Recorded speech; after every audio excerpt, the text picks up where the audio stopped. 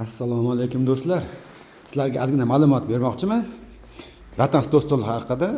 Bunisi Isabella deyiladi. 6 talik, 8 talik ham bo'ladi. Sifati yaxshi, murakkab to'qilgan bo'ladi. Mana bunisi esa Cobra deyshadi, prinsessa deyshadi. Nima uchun? Chunki bu katta, baquvvat bu ham, bo'yinlar bemalol qo'yib taxtda o'tirganda o'tiradi. To'qilishlarini ko'rasizmi? Baquvvat to'qilgan. Mendan ko'p ma'lumot so'rashadi, bu nima o'zi deb. Yaxshilab eshitinglar.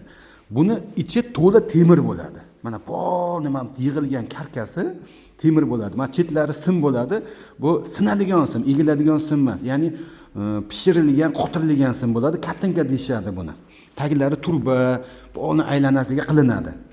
Mana bular ham ichida polni temir, hammasi temir bo'ladi. Eng muhimi buni ichidagi temir hammasi yig'ilgandan keyin kukunli kraskada bu kraskalanadi. Pechkaga kirib, o'sha eritilib kraskalanadi. Nima uchun? Uzoq yillar xizmat qilish uchun. Suv tekkanda chirimaydi, zanglamaydi, hech narsa bo'lmaydi bular. Eng muhimi, tepasi nima bu? Matosi nima? Bu nimada to'qilgan desanglar, buni ko'pchilik bu matosini sostavi tushunmaydi. Bu plastmas bo'lsa kerak deydi. Lekin bu plastmasning bir turi PET deyiladi. O'sha PET ko'proq bunda, ya'ni PET baklashkada bo'ladi.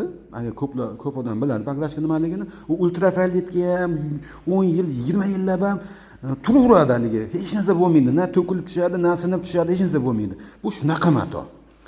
Keyin yana so'raganlar bor.